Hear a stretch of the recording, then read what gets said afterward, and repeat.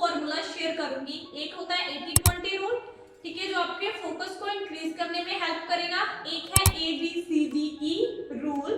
थोड़ा से आपको शायद अभी आप पहली बार सुन रहे हो स्ट्रेंज लगे, बट यस ये दोनों ही जो चीजें हैं वर्किंग है। अगर आपको लगता है कि ना कि आपके पास बहुत ज्यादा काम जमा हो चुका है, आपका काम करने को मन नहीं करता है, या जब भी आप काम करते हो आपको थोड़ी बोरिंगनेस सी फील होने लगती है, देन इस चीज को आप थोड़ा सा समझिए और इसे जो है ट्राई करके देखना, ये आपको हेल्प करेगा। तो फोकस इंक्रीज करने के लिए जो पहला फॉर्मूला है ना 80-20 रूल, इट इज कि हम ना पूरे दिन में जितने भी काम करते हैं, यही एक रीजन है जिसकी वजह से हमारा काम में मन भी कम लगता है, या फिर जब हम काम करने लगते हैं हमें बोरिंगनेस सी जो है फील होने लगती है। 80-20 रूल क्या कहता है कि 80% काम पूरे दिन में हम ऐसे ही करते हैं जो सिर्फ 20% वैल्यू ऐड कर रहे हैं। आप समझ रहे हो इस चीज को कि कितना बड़ा गैप है यहाँ पे, कि 80% काम जो सुबह से लेकर शाम तक आपने जितने भी काम किए उनमें से 80% काम ऐसे होंगे जो सिर्फ 20% ही वैल्यू ऐड कर रहे हैं। इसीलिए तो आप पीछे हो, इसीलिए तो आपके पास काम बहुत ज्यादा जमा हो जाता है।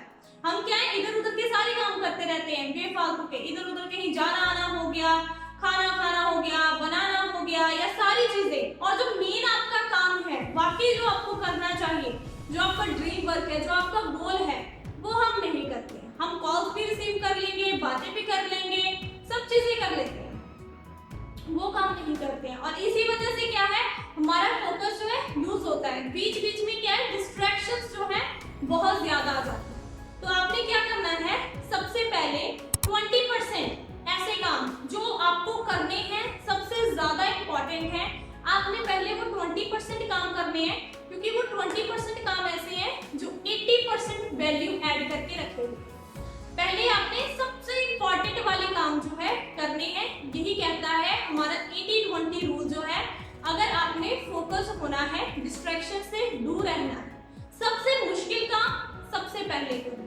बेसिकली ये जो चैनल है ना, ये पर्सनालिटी डेवलपमेंट से रिलेटेड है। अगर आपको नहीं पता है तो मैं आपको बताना चाहूंगी कि हमारी ना दो टाइप्स की पर्सनालिटी होती है, एक होती है इनर पर्सनालिटी और एक आउटर पर्सनालिटी।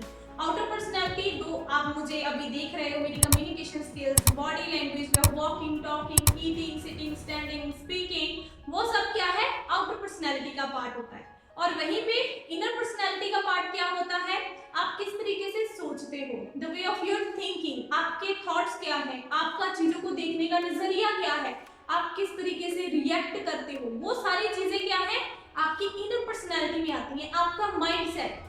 और जो दूसरा रूल है ना ABCDE रूल, वो भी आपको एक तरीके से स्टेप्स प्रोवाइड करेगा कि कौन कौन से काम जो है आपने करने हैं।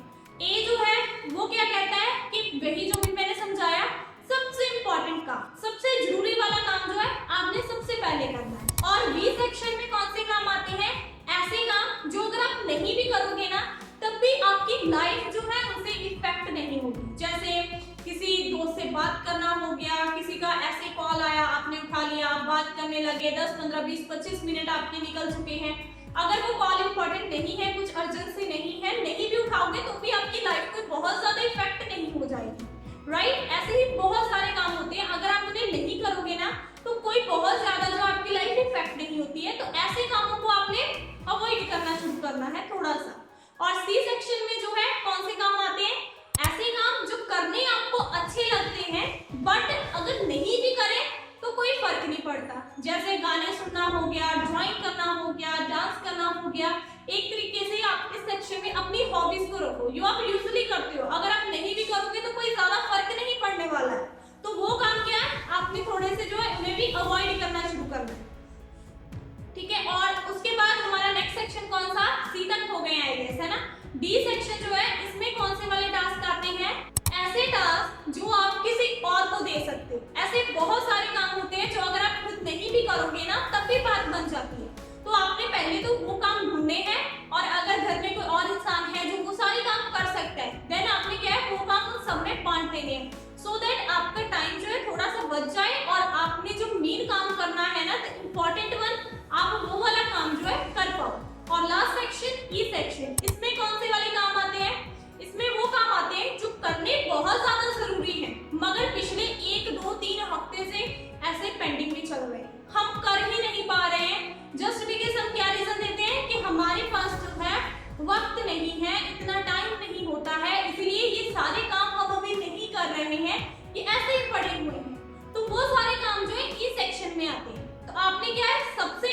इम्पोर्टेंट वाले काम करने हैं, प्लस आपके जितने भी काम पेंडिंग में पड़े हैं उन सबको नोट डाउन करके रख लो और बारी बारी जो है उन्हें करते जाना है, स्टेप बाय स्टेप, और उनके आगे टिक करते जाओ। हो सकता है आपके पास पेंडिंग में 5 काम हो, 10 काम हो, 20 काम हो, सबको लिख लो और एक एक करके जो है उनको करते जाना है। कोई भी 2-3 घंटे आप फिक्स कर लो जो आप अपने पेंडिंग जितने भी काम है ना उनको देने वाले हो। तो इस तरीके से क्या है, आप अपने काम की ओर फोकस्ड भी हो सकते हो, प्लस आप जो है अपने लिए अच्छे रिजल्ट्स भी लेकर आ सकते हो, एंड ऑफ कोर्स आपका जितना भी काम पेंडिंग में है वो भी खत्म हो जाएगा, आपका काम में मन भी लगने लग जाएगा, फोकस भी हो जाओगे और बोरिंगनेस भी जो है आपको फील नहीं होगी। So that's all for today guys, यही थी आज की वीडियो। अगर आप चैनल पे नए हैं then click on subscribe and press the bell icon. I will see you tomorrow.